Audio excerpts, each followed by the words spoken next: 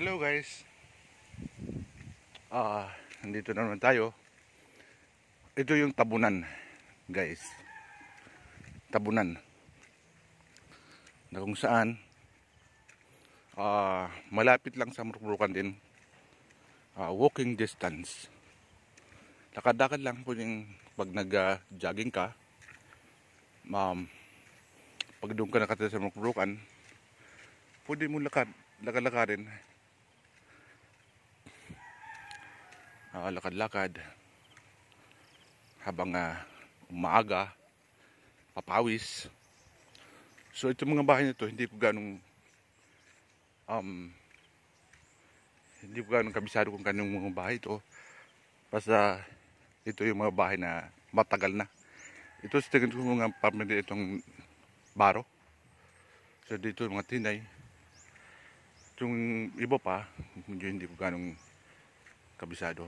Pero balang araw malalaman ko rin yan. Guys, kasi lamon naman tayo gala, hindi malayong malaman ito. Daanan naman to puntong doon sa bundok, sa bukid.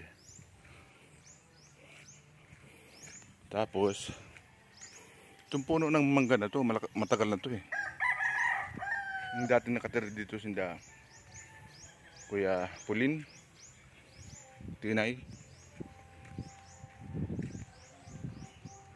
Yan, Nabaro. Hindi alam mo yung bahay ni Putad.